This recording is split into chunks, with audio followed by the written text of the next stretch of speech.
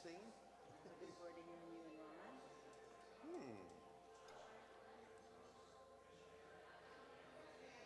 Yes, we met as sophomores in college by a total fate of accident.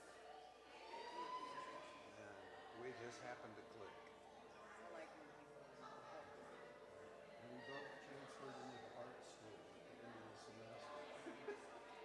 He was like pre-law and I was pre-business or something. We ended up going to art school. He went to music school and I went to broadcasting. Interesting. Oh, did we try turning this monitor on now that we've got it in? You're talking to the wrong person. We haven't turned this monitor on. Good. Who else? I don't know if one of the other. I got 1 minute. This is time to check. Are you not on?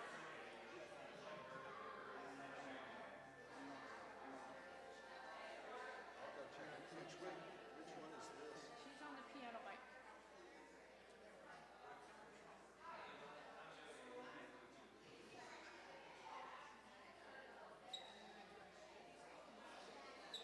You just moved your mic. One of the announcements is that Shirley Team 1,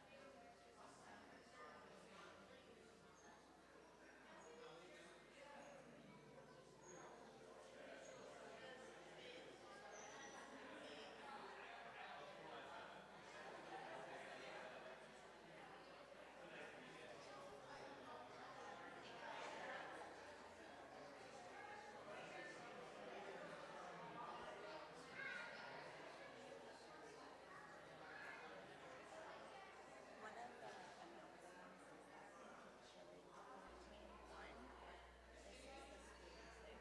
students they wanted. We don't. But I will put them over here somewhere. Do they win everything or just one without beans? The one with beans. The one with beans. Yeah. I wrote it down.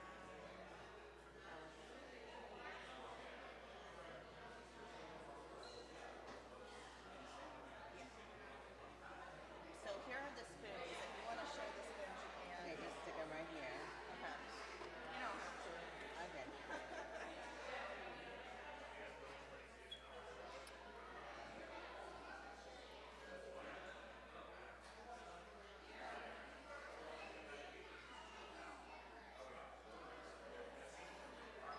Good morning. Welcome to the Unitarian Universalist Church of the Brazos Valley. My name is Reverend Kiya. My pronouns are she, they, and we're so happy that you're here this morning. Come on in. Find a seat. Y'all might actually have to act like you know each other so that we all fit.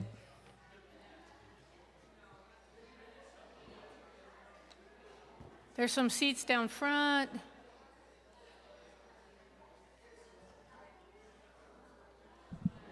All right, while we're getting situated, you might want to get out your gray hymnal to number 170. We are singing Holly Near's We Are a Gentle, Angry People this morning with our excellent musicians.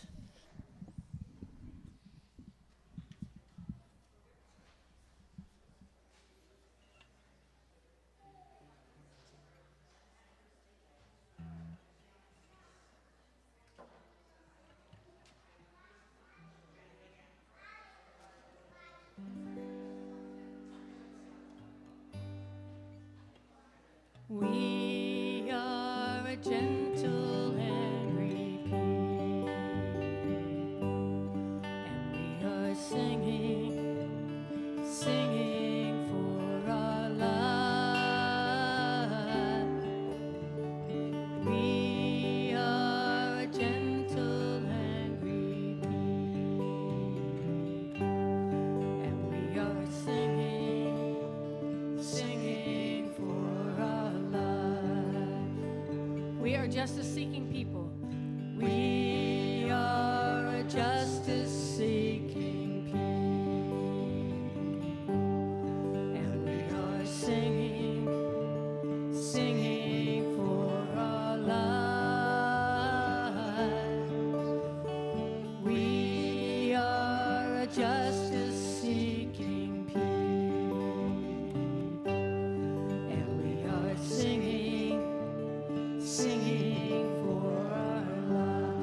young and old together.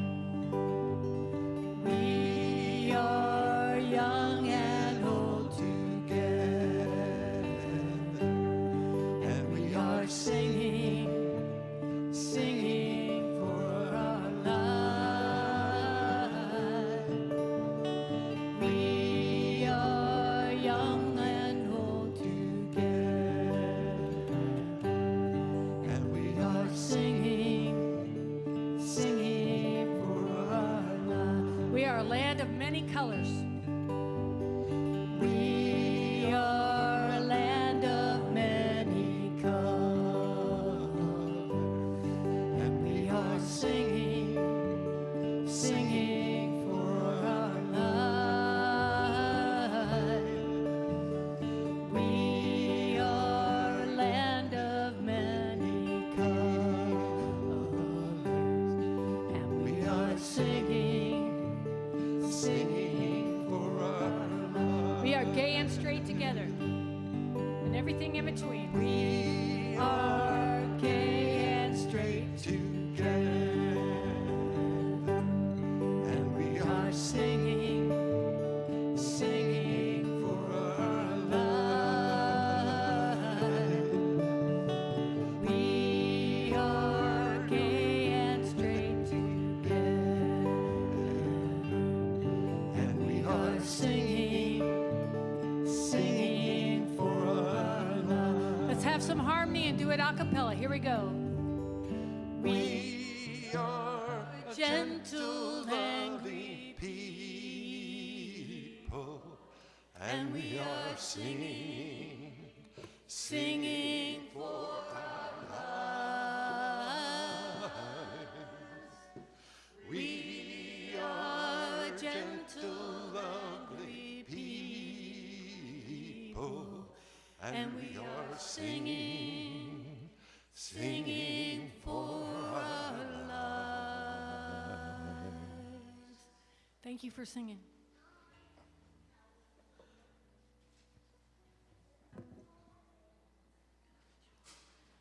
Welcome to the Unitarian Universalist Church of the Brazos Valley, UUCBV, or Brazos UU for short. My name is Meg Martinhouse, and my pronouns are she, her. We are a welcoming congregation, which means we celebrate and welcome all people across diversities of race, gender, sexual identity, age, ability, immigration status, and belief. We are also a congregation working for reproductive justice. So, whoever you are, wherever you have come from, wherever you are on life's journey, you're welcome here. I have a new verse for the song. Do you want to hear it? Yeah. We are a chili winning people. Chili winning people with the chili with beans cook-off. We won it.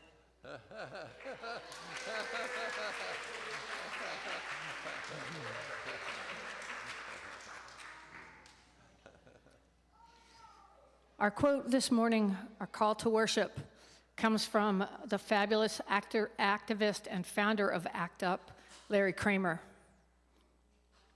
Being gay is a natural, normal, beautiful variation on being human, period. End of subject. Therefore, any argument which says differently is an immoral, supremacist one. Call it out as such. Be outraged, offended, angry, and intolerant of any discussion or anyone who describes you as unequal, undeserving, or unnatural for being just as you are. Larry Kramer. This is a morning where Joey and Jimmy are lighting the chalice for us. Please say the chalice lighting words as they light the chalice.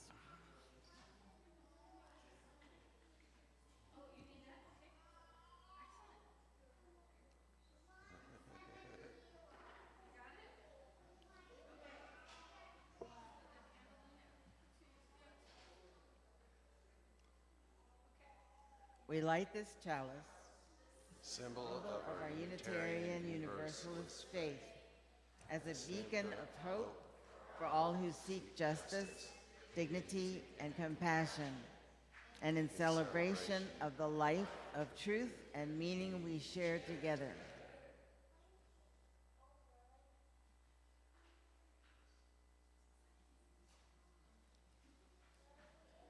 Thank you, Jimmy and Joey. Now, all please join me in saying our affirmation. Love is the spirit of this church, and service is its gift. This is our great covenant, to dwell together in peace, to seek the truth in love, and to help one another.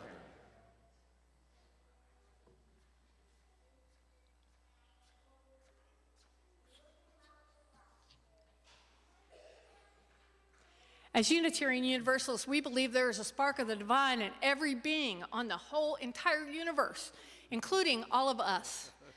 Those of you all who are new, this is a weird thing we do. It's a Unitarian Universalist tradition, and if you are a shy person, you can just look like you're not too friendly and everybody will leave you alone. But everybody else is going to say hello to you because that's how we learn each other's names, and I will let you know when it's over. Have at it.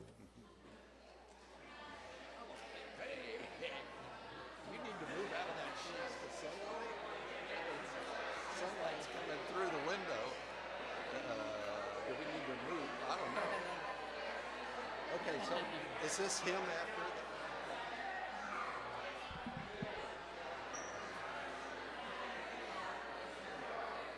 Meg, read your story. Oh, the story.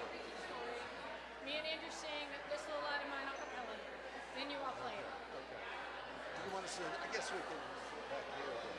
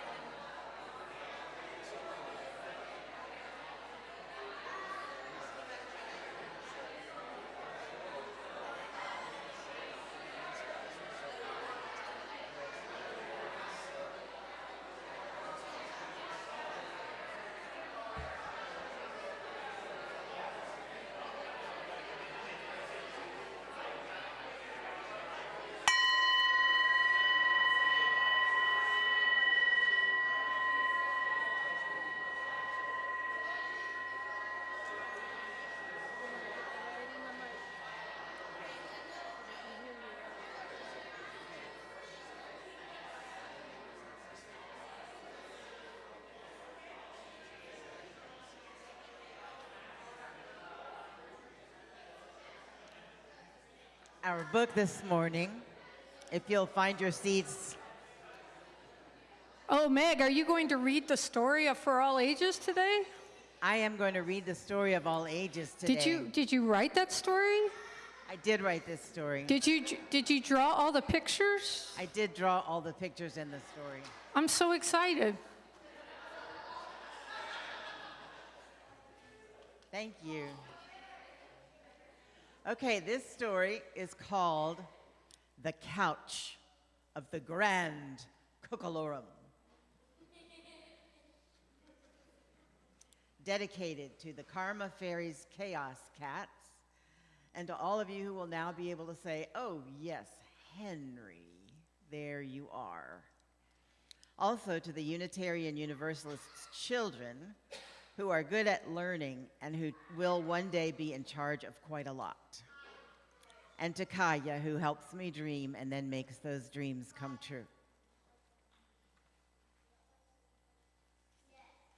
Acknowledgements, thanks to George Denny and to Kiya for their encouragement, and to my dad, who always wanted me to write a children's book. Can you see the picture of Henry? Okay. The Grand Cockalorum was immensely proud of his new couch. Made of the softest leather, creamy and smooth as butter.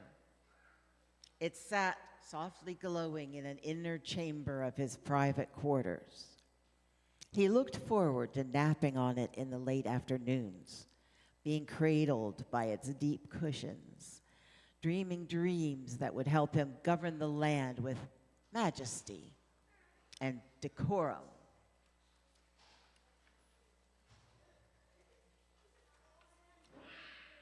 Everyone in the land did as the Grand Cockalorum commanded. His staff scurried from room to room, filling his papers, filing his papers, serving him snacks, cleaning up his messes, and laughing at his jokes. His people crowded around the windows of the palace, just trying to catch a glimpse of him. The only one in the palace who did not do exactly as commanded was Henry, the Grand Cockalorum's large yellow cat. He was used to sleeping on the old couch, so he jumped right up onto the new, soft lavender leather, closed his eyes, and went to sleep.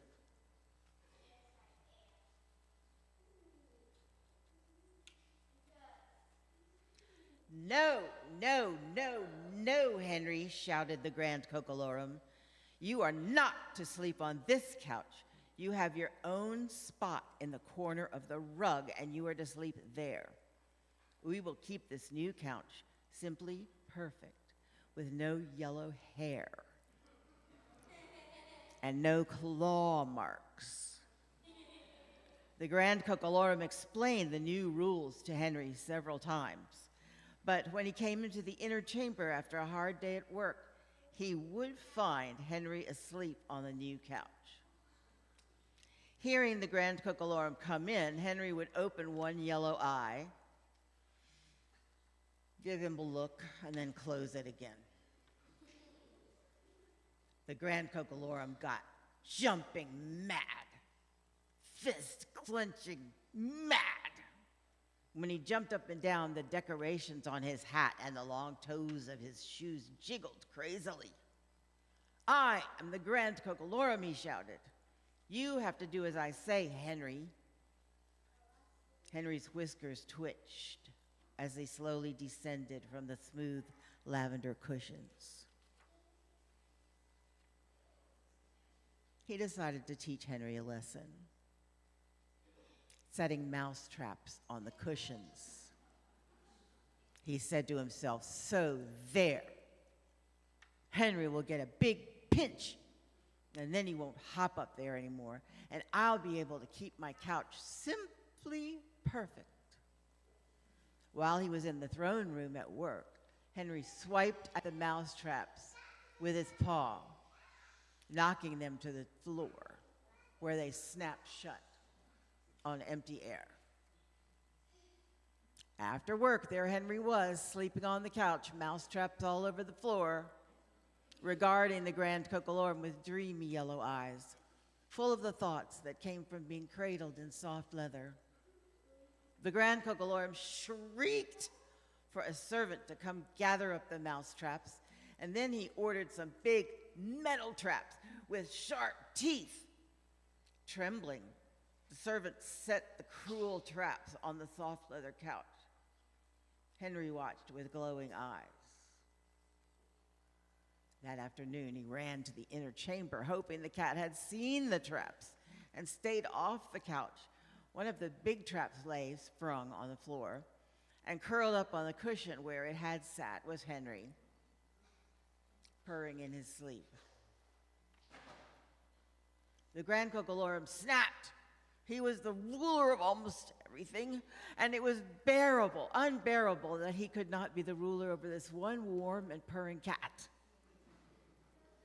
His angry arm swept down toward Henry, springing the second waiting trap, which sunk its teeth into the billowing cloth of the grand cockalorum's jacket, causing him to screech like a big bird.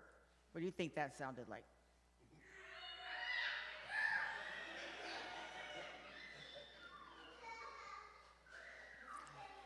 Pretty much. Grabbing a candle from its stand, he set the couch on fire. Now you will not be able to sleep on my beautiful, perfect couch, he yelled. As the flames devoured the lavender leather, servants rushed in with many pitchers of water and finally put out the fire. The couch was a smoldering ruin, stinking, sticky, and gray. The room filled up with a shocked silence. The grand cockalorum's head cleared for a moment as if the fire had broken a spell. "Oh, look, Henry," the grand cockalorum cried. "Look what I've done. Our beautiful couch is in ruins." Henry, curled up on the floor, looked at him with wise yellow gaze. "I thought that since I was the ruler of quite a lot, I could rule over absolutely everything. What a silly mistake." Exhausted from all of his screaming and jumping around, he lay his head down on his pillowy, purring cat and closed his eyes. The grand cockalorum finally slept and dreamt dreams that would help him govern his land with majesty and decorum. The end.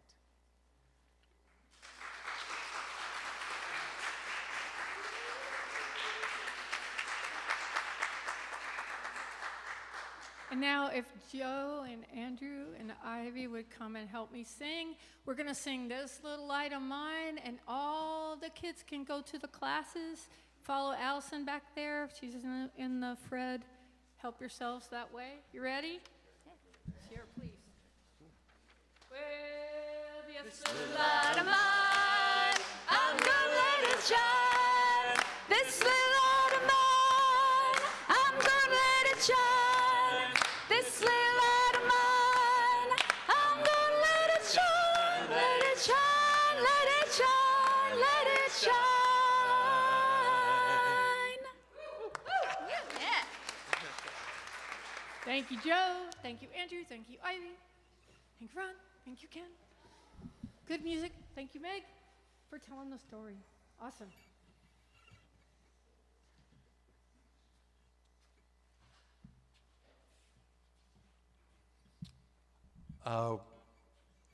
We are going to sing hymn number 311.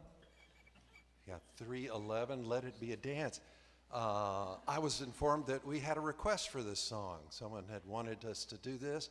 We haven't actually sung this hymn in quite a while, so let's see how we do this. We do it in B flat, that's right. Almost forgot about that part.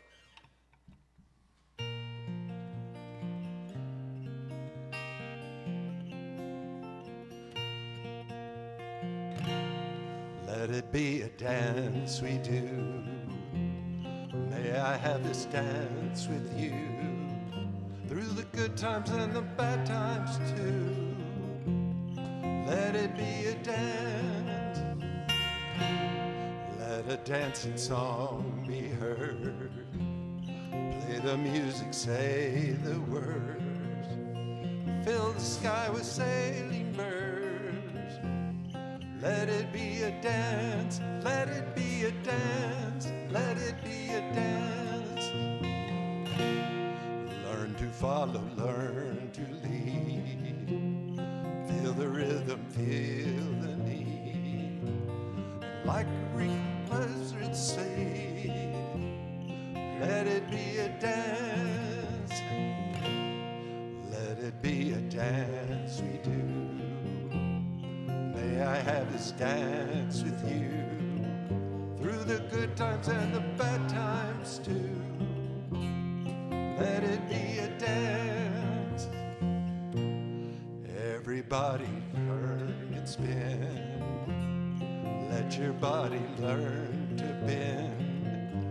And like a willow in the wind, let it be a dance, let it be a dance, let it be a dance. Learn to follow, learn to lead. Oops, I don't have time to cry. Take it as it passes by. Let it be a dance. Let it be a dance we do. May I have this dance with you through the good times and the bad times too. Let it be a dance. Morning star comes out at night. Without the dark there is no light. Nothing's wrong and nothing's right. Let it be a dance, let it be a dance, let it be a dance. Let the sunshine, let it rain. Share the laughter, bear the pain. And round we go again. Let it be a dance.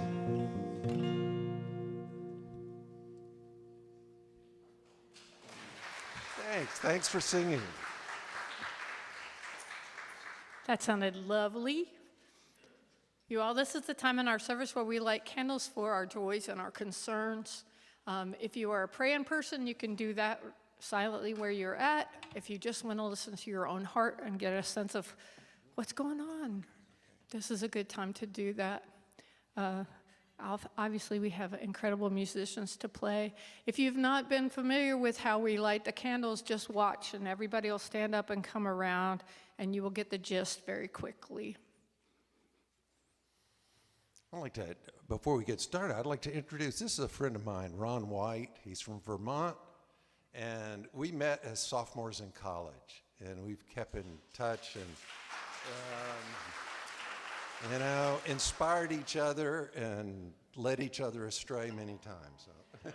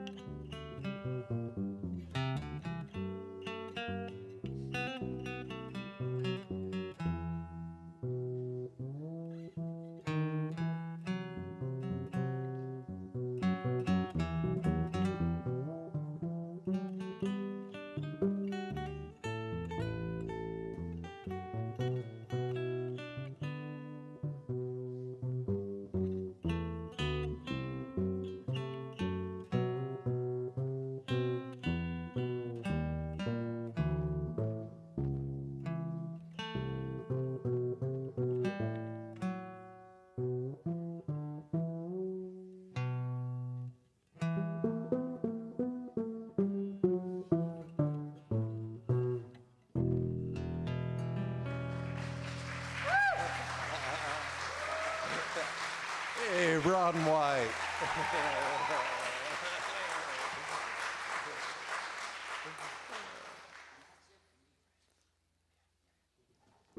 Thank you all so much. That was awesome. Have another hand for Ron and Ken.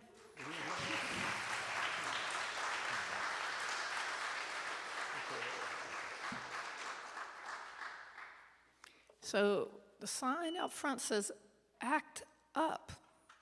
What is up with that, Kiya? ACT UP stands for AIDS Coalition to Unleash Power.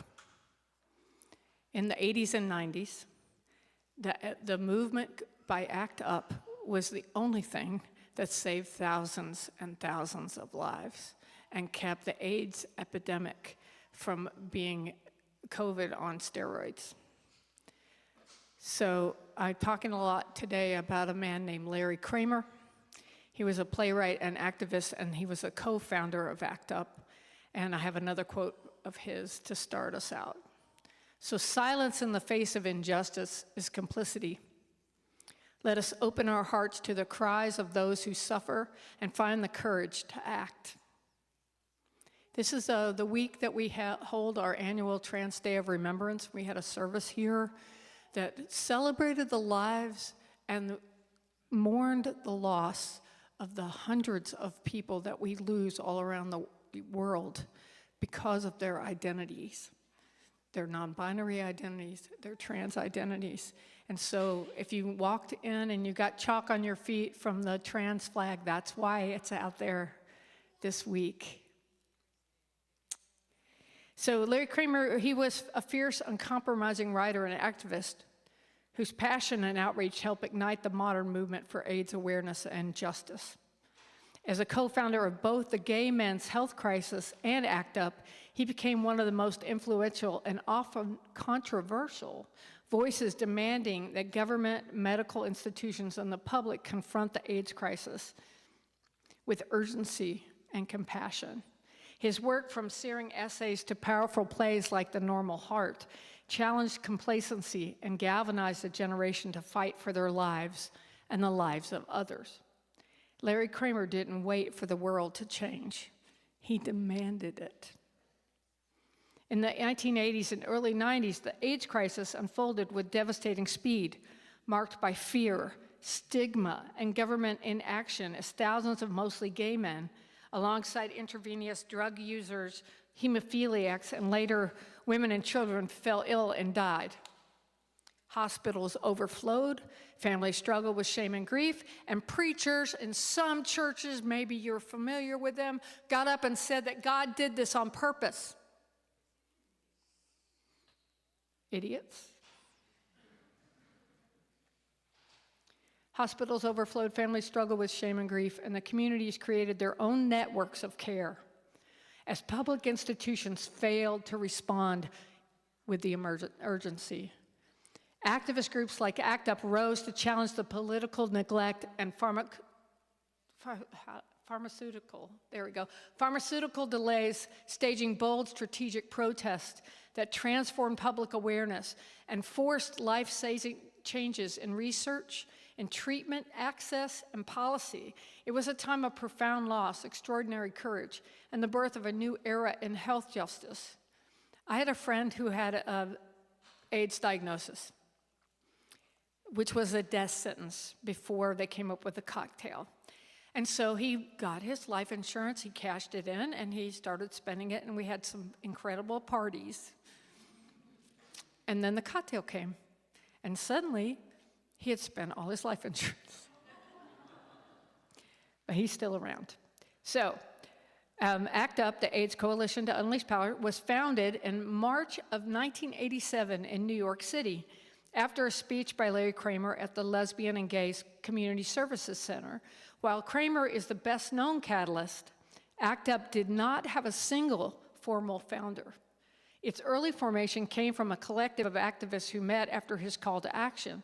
Among the core early organizers were Larry Kramer, Vito Russo, Tim Sweeney, Didier Lestrade, Jim Elgo, Maxine Wolf, Michael Neslin, and many others who shaped the group's direction in its first meetings.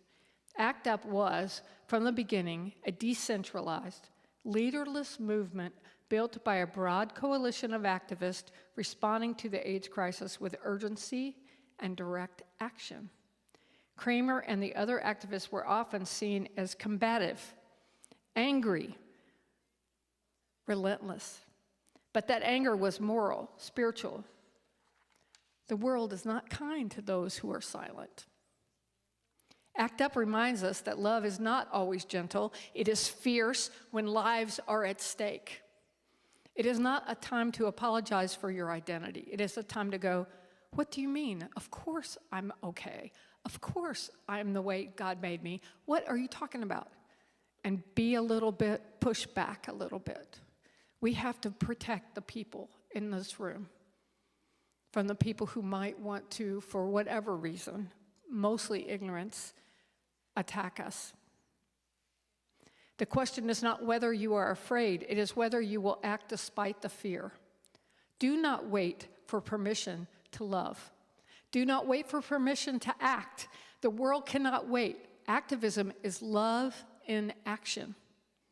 Sometimes being kind isn't just saying nice things, it's standing up when things are unfair. Silence in the face of injustice is complicity. These words are a call to awaken our hearts. So today we remember Kramer as a man whose life was defined by love, anger, and relentless courage, a man who refused to be silent while people were dying. ACT UP stands for let me play this video. We hope that we don't have any technical difficulties, but I want you to see what ACT UP was up to in the 80s, because every movement since then has been greatly affected by this movement. The video? With trouble in lower Manhattan, more than 100 people were arrested during a protest. Demonstrators were demanding more money in the war against AIDS. In the spring of 1987, an upstart activist group started making noise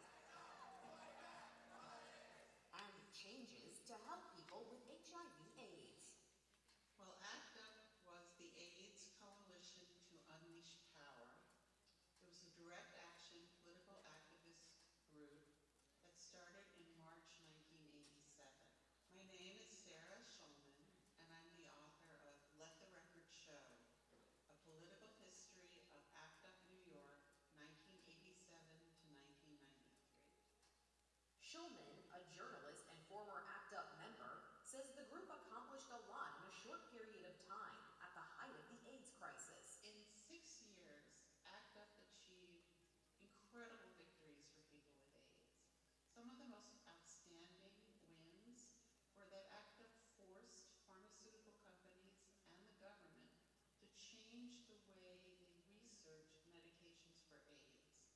ACT UP forced the Food and Drug Administration to make experimental drugs available to people who were sick, even if they had not been approved. ACT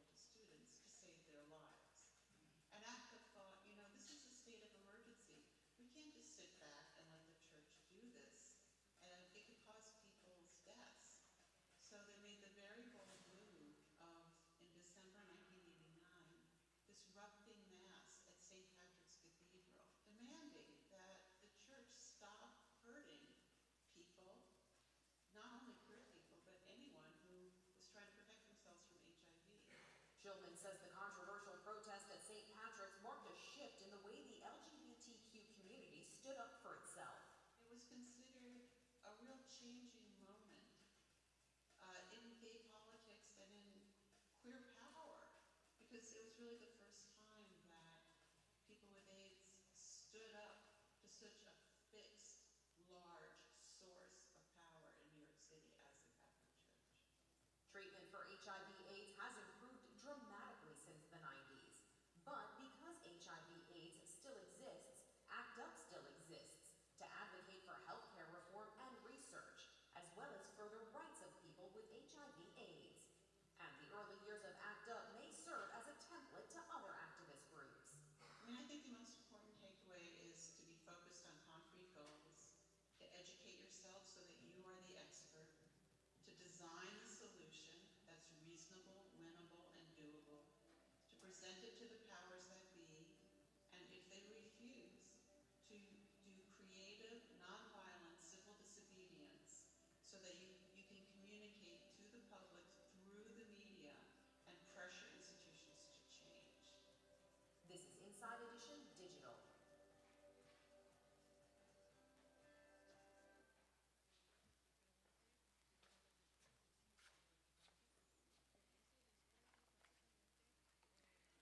So it gives you an idea of the kind of things they did. One of the most effective thing when they're talking about that demonstration in St. Patrick's, they had a die-in. So imagine that all of us went into the church and then laid on the floor and played dead. That's pretty effective. It's called a die-in. Works. In the 1980s, AIDS was a word whispered in fear. People were dying alone and forgotten. Governments hesitated. Pharmaceutical companies delayed. Society often looked away. It's their problem. It's their problem. It's because of their lifestyle choices. That's the kind of stuff people would say. Larry Kramer saw the faces of those suffering and could not look away. He knew that love is not only comfort, it is action. Kramer's anger was moral, his outrage was spiritual, and he transformed that anger into something extraordinary. ACT UP. As Unitarian Universalists, we hold the belief in the inherent worth and dignity of every person, and ACT UP's fight was grounded in this very simple principle. They demanded that the lives of the marginalized be recognized, honored, and protected. So, as the ACT UP led. So, unlike any organization before it, they protested in the streets. They disrupted public events. They confronted powerful institutions. They knew that the stake was lives that were ticking by. If they didn't move quick, many, many thousands of people died. Y'all, many thousands of people died. Anybody over 40 probably knows somebody who died of HIV. Is that true? Yes. Y'all don't hear the stories. If you're under 40 and have you ever heard of ACT UP? Is this the first time you've heard of it? We don't necessarily share the information about how to change things. You have to really dig. The tools of ACT UP: passion, confrontation, community, art. Anybody seen an AIDS quilt ever? A Keith Haring t-shirt? Silence equals death? That's effective art. If you are not angry, you are not paying attention. Some called Larry Kramer combative. Some found his words too harsh. But his anger was not bitterness, it was love. It's just a fierce love. In our UU tradition, anger is not inherently sinful or wrong. Anger, when rooted in justice, is sacred. Kramer's anger was a form of ministry. He called the world to account, and he reminded us that moral courage often comes with discomfort. We too are called to such courage, not in the same battles perhaps, but in our own times of injustice. ACT UP teaches us that love is not always gentle. Sometimes love is loud. Sometimes love disrupts. Anybody at the No Kings? Sometimes love disrupts. Sometimes love demands action. The AIDS riots may no longer dominate headlines, but the ethics Kramer embodied are urgent today. How do we respond to climate change, systematic racism, the oppression of LGBTQ+ communities, the hassling of trans kids. Y'all, come on. It's ridiculous. It's time to do something. So I want you to think for just a moment, take a deep breath, and imagine yourself standing up for the things you know are wrong. What kind of risk would you take? What kind of creative ways? And who are your allies? And how can we help you? Just think about it for a moment. Picture an injustice that touches your heart. Imagine yourself standing with courage, like the ACT UP activist. Imagine your hands reaching out, your voice rising, your actions refusing to wait for permission. Breathe in. Feel the fire of moral courage. Breathe out. Imagine acting in love even when it is hard, even when the world resists us. This is not just a reflection, it is a call to action. Faith without action is empty. Words without deeds are echoes in the wind. Larry Kramer and ACT UP remind us that one voice, one group, one refusal to accept silence can change the world. So we are called. We are called to act, to love fiercely, to confront injustice, to insist that every life has value, every life has dignity, every life is sacred. And as we go from this place, let us carry this question with us. Will you act even when it's uncomfortable? Will you love even when it demands everything? Will you register to vote? Will you get up early enough to go to the polls? Seems like a little thing when you look at what other people have done. Do not wait for permission. Do not wait for permission to love. Do not wait for permission to act. The world cannot wait. Amen. Blessed be.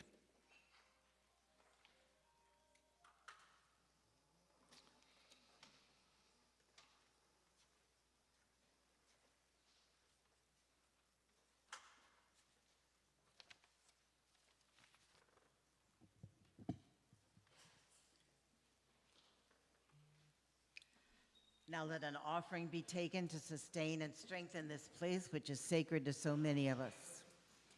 A community of memory and of hope. So we are the keepers of the dream of beloved community.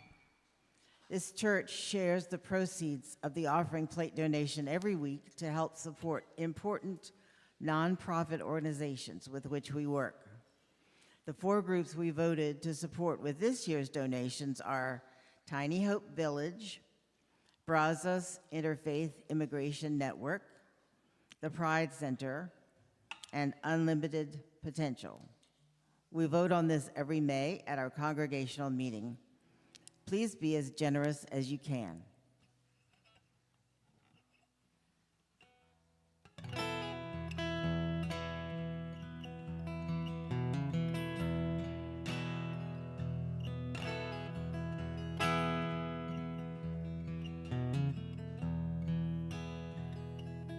When I was a child each week, Sunday we would go to church, pay attention to the priest. He would read the holy word, consecrate the holy bread. Everyone would kneel and bow. Today the only difference is everything is holy now. Everything is holy now.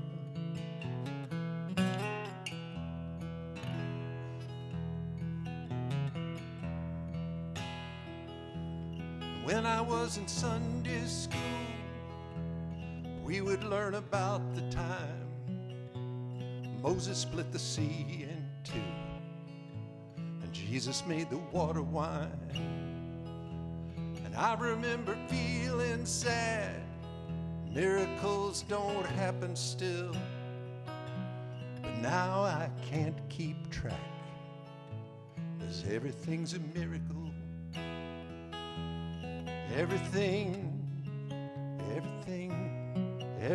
a miracle.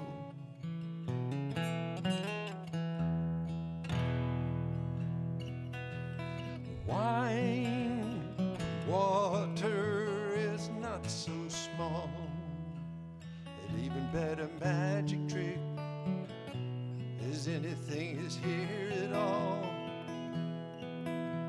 So the challenging thing becomes not to look for miracles, finding where there isn't one.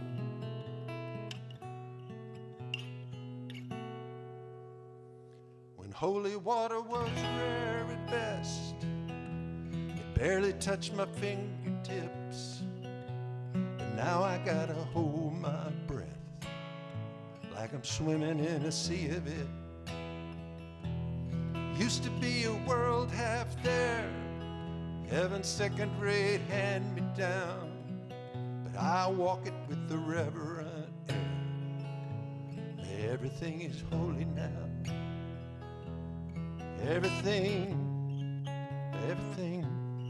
Everything is holy now.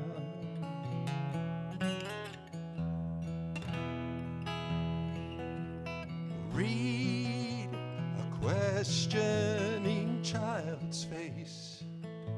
Say it's not a testament, that'd be very hard to say. See another new morning come.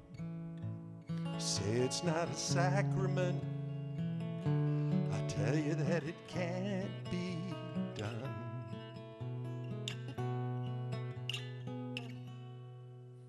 This morning outside I stood, saw a little red-winged bird shining like a burning bush, singing like scripture verse. It made me want to bow my head. I remember when church let out, and how things have changed since then. Everything's a miracle. Used to be a world half there, heaven's second-rate hand-me-down, but I walk it with the reverent air, 'cause everything is holy now.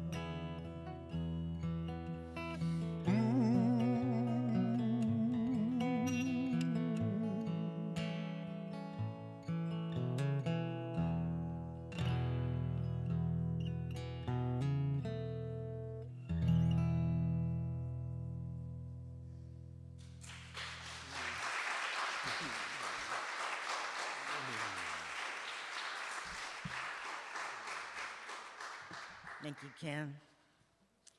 We give thanks for these gifts we've been given, for those we receive, and for each other. May your generosity return to you tenfold. Okay, our announcements have returned to me tenfold. One is that this afternoon, right outside in the parking lot, the Carabiners are here with their books that you can borrow or return. Number two is our chili congregation team won the best chili with beans again.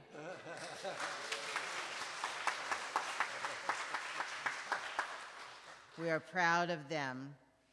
And some of them are going to be cooking for the number three. If you have plans for Thanksgiving, please come. If you have no plans for Thanksgiving, please come spend it with us. Even if you have plans. And even if you have, just drag them over here. Our House of Love feast will start at 3 on Thanksgiving. Please bring a dish if you can.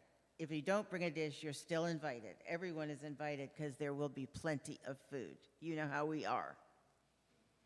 Our current art show is called Flights of Fancy, and it will run till the beginning of December. The show features illustrations from Kathy Appel's books. The next show, UUCBV fiber artists, who meet on Tuesday night. If you're a fiber artist, come on over. Fiber artists will have a formal opening Friday, December 5th, 6 to 8 p.m. So if you feel like going to something classy, dressing up, nice earrings, even you guys, if you want, wine and cheese, go ahead. come on over Friday, December the 5th at 6. The plan is featuring a collection from our fiber artists. Many of these items are for sale, with a portion of the proceeds going to this church. Our church family overnight camp out is Friday, December the 5th. So we're going to be camping at the same time we're going to be classy. We can do it. Bring your tents and bedding. If you want to sleep inside, you may. See Allison for more information. She's the one who's running around after the children and directing everything back there, and a lot of times up here too. December 7th is our wassail pajama-wearing Christmas karaoke service. Sign up to sing and wear your pajamas with feet, if you have them. We will be decorating our UUCBV tree. I hear we might have a special guest from the North Pole. It's possible, Wow, a special Say it. guest from the North Pole might be coming. in case you haven't got your letters in. They have to write letters? You can send an email. The Santa? Good. Next, Renee will have an extra Tai Chi session on Saturday, 11/29 at 9. Special 5th Sunday Tai Chi, Qigong. Yes. And the last one is there's no philosophy club this week. Or choir, No choir either. because we're eating. Don't sing with your mouth full. Exactly. But you can bring instruments on the Easter for the Love Feast. There might be some football watching, there might be some singing, there might be some fire activity, in case you want a hot dog after.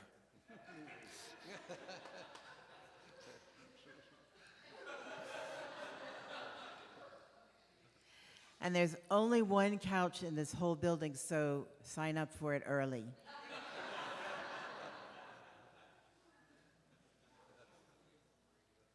Actually, you could pay me, and the person who pays me the most gets the couch. How's that for a fundraising idea? I think it's outstanding. Thank you. All right, now, It's time to extinguish the. oh, is that me? Okay. Now, please join me in extinguishing the chalice. We extinguish this flame, but not the light of truth, the warmth of community, or the fire of commitment.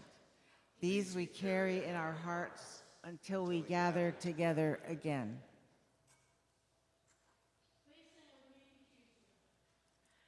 Remember the way of the wind, and breathe and blow.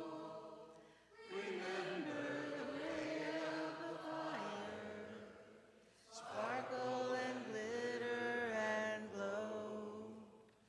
Remember the way of the water, and ebb and flow. Remember the way of the earth and grow.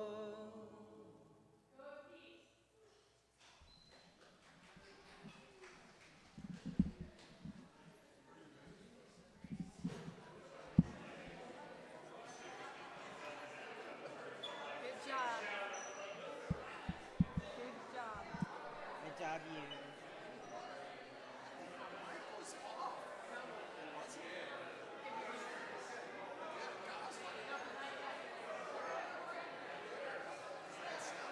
Yep. Yeah, I could hear you up here.